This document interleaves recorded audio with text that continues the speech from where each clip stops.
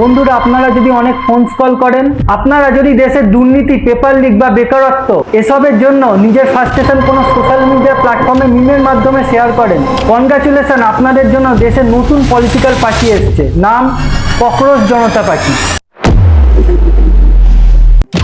এই ককরোচ জনতা party social মিডিয়াতে অনেক ট্রেন্ডিংয়ে আছে। এই ককরোচ জনতা পার্টি বলছে যে আমি আপনাদের ভালো করব। কিভাবে ভালো করবে? তাদের বক্তব্য, না তারা মিছিল করবে, না তারা কোনো রোড শো করবে, তারা শুধু কটাক্ষ করবে, খোঁচা দেবে মিমের মাধ্যমে। এমনভাবে বিরোধ করবে, চেয়ারে বসে থাকা নেতারা নিজেদের ভুল বুঝতে পারবে। কিছু কিছু মানুষ মনে করছে এমনটা হলো কেন? এই ককরোচ জনতা পার্টির ফাউন্ডারকে, সে কি কোনো পলিটিক্যাল পার্টির সাথে জড়িত? অনেকের কাছে প্রশ্ন, এত নাম থাকতে এই ককরোচই নাম কেন?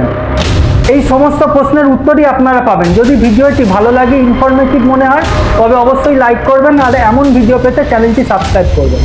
তো ককরোচ জনতা পার্টি কেন হলো?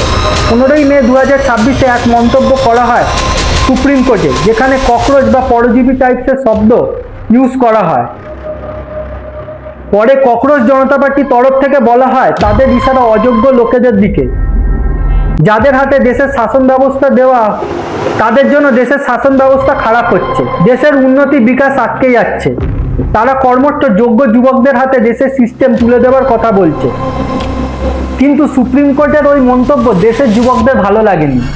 সেই যুবকরা যাদের জন্য কোনো কর্মসংস্থান নেই, দুর্নীতি বাড়ছে, চাকরি ফর্ম ফিল আপ করতে করতে তাদের বয়স পেরিয়ে যাচ্ছে, যার জন্য দেশের বেকারত্ব বাড়ছে, তারা যখন এইসব মন্তব্য শুনেছে, তারা বিরোধ করতে শুরু করেছে। এটা কোনো ইলেকশন লড়ার পার্টি নয়। অনেকে ভাবে এটা নতুন পার্টি যারা ইলেকশন লড়বে, আসলে তা নয়। এটা হলো ইন্টারনেট পার্টি। এই ককরোচ জনতা পার্টির ফলোয়ার্স হলো ইনস্টাগ্রামে 22 মিলিয়নের কাছাকাছি। এর যে ওনার, তার ফলোয়ার্স এত নয়।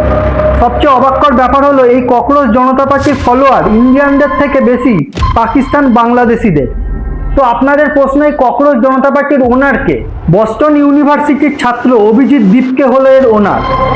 2020 থেকে 2023 সাল অবধি আম আদমি পার্টির সোশ্যাল মিডিয়া টিমে কাজ করত। তার বক্তব্য, এই ককরোচ জনতা পার্টি কোনো ইলেকশন পার্টি নয়, এই সিস্টেমে চলা একটা বিরোধ পার্টি। না তারা ইলেকশন লড়বে, না তারা মিটিং মিছিল করবে, তারা মিমসের মাধ্যমে এই সিস্টেমের প্রতিবাদ করবে। এই মিমসের মাধ্যমেই ভাইরাল হয় ককরোচ জনতা পার্টি। যদি আপনাদের ভিডিওটি ইনফরমেটিভ লাগে তবে অবশ্যই লাইক করবেন। যদি ভিডিওতে কোনো কিছু মিসিং থাকে তবে অবশ্যই কমেন্ট করে জানাবেন, আর এরকম ভিডিও পেতে চ্যানেলটি সাবস্ক্রাইব করবেন।